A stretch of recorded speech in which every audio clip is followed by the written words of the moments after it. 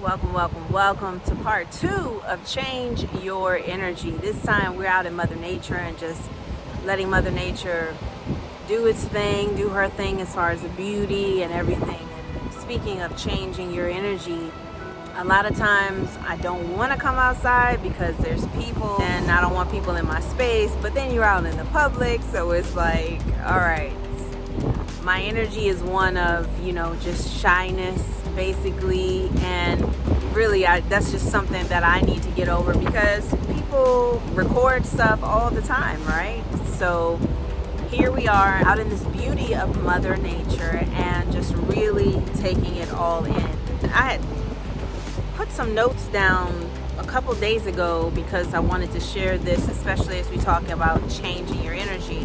I was talking to my brother the other day and we were talking about doing things to have and create an outlet for us, for those of us individually, because those outlets are going to look different because we're all different, right, individually. So we were talking about creating that outlet so that we're just not always in this energy of grief or guilt or lack or anger, and there always have to be outlets that we participate in and that we activate, I should say. There always has to be those outlets so that we can shift that energy.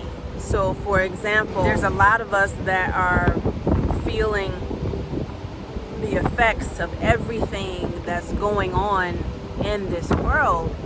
We have these outlets that we need because there's so much going on in the world. And what I talked about in the first video on Change Your Energy was about the distractions.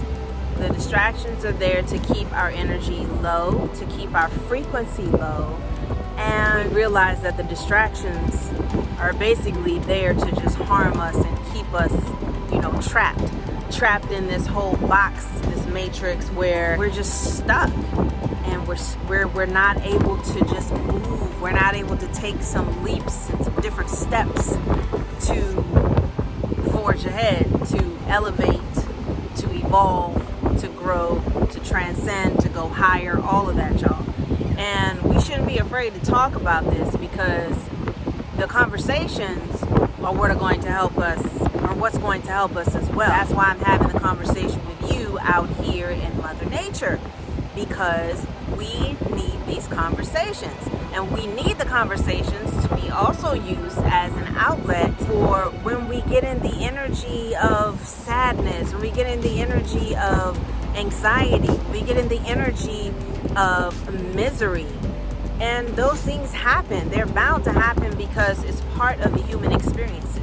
But it doesn't have to always be that experience. You know what I mean? That experience doesn't always have to be there. We allow that.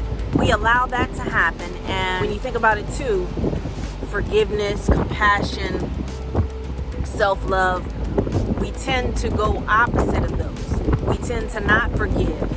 For example, I don't want to forgive this person because they hurt me so badly. But yet the main one that is hurting, the one that is hurting the most, is self. Because we have all of this anger and bitterness and irritation and frustration inside of us because of what someone else did to us. And then we just choose not to forgive. That is a choice. It is always a choice.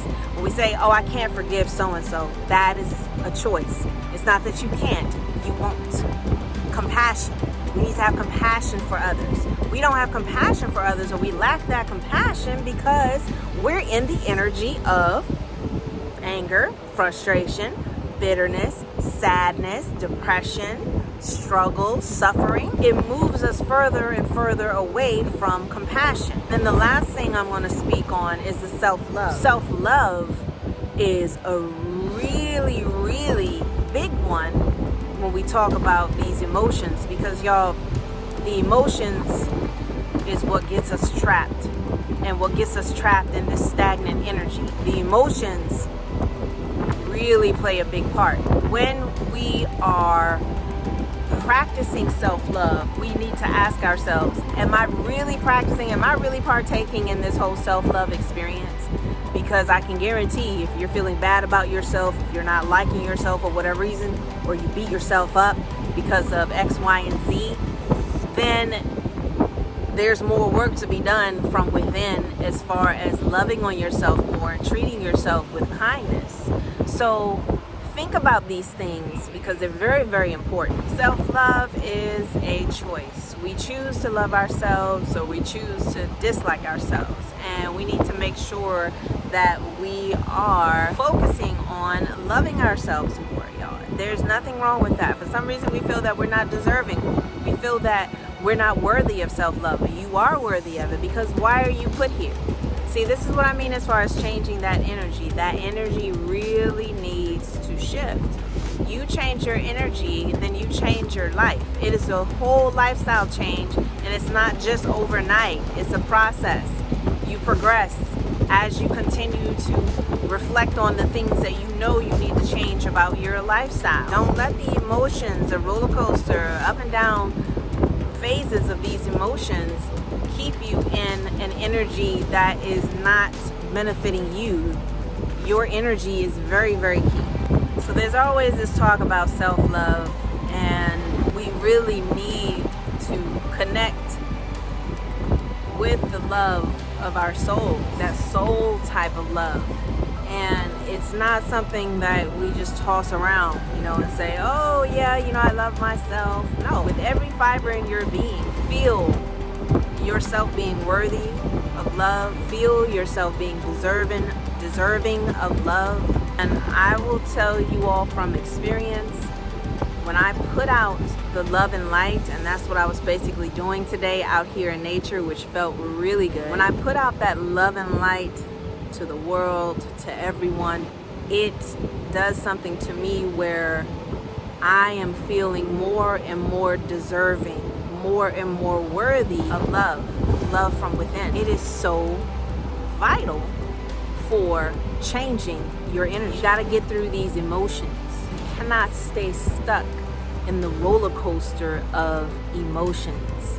The emotions will continue to bring you down into such a low vibe that you'll feel like you can't come up out of it. You can always come up out of it. It's always a choice. We're each given the freedom to choose. While I was on my alkaline vegan journey with Robin as far as her live earlier this AM, and I have the opportunity to just talk about my own experiences after doing this 21-day reset fast with water only. You have more mental clarity when you fast, when you stop ingesting all of these different things that really harm us, and you focus on yourself, your soul, your being. The energy automatically changes. So we're going to do more parts on the change your energy, because I wrote down a lot of notes. I want to share this with you all because this is part of me spreading that love and light, and it's also a part of bigger mission, and that's for us all to be consumed with love and light. Stop allowing your emotions to get the best of you. Stop allowing your emotions to take control where you feel like you have no control, and then you become stuck in those emotions that don't help you. The emotions of love, of laughter, of joy, of playfulness, having fun. Those emotions are what we need to stay focused on and shift our energy to. Those emotions, not the ones that harm us. Who wants to stay in a state of being harmed and feeling low and feeling bad? I'm tired of the bad feelings, y'all. And I'm tired of the bad news that's being put out there. Let's fill up these platforms with good news. Talk about the beauty that you see. If you see this pretty bird out, let's have a conversation. Talk about that or share that piece on there. It's like, where's all of that at? Those good vibrations, the good vibes, those positive emotions. That's all a part of shifting, changing your energy. All right, so I will see y'all. This is part 2, change your energy, and I will see you on the next one, hopefully in nature again, because there's nothing like being in nature and just really expressing yourself, being present, fully present, showing up for yourself. All right, I send y'all love and light.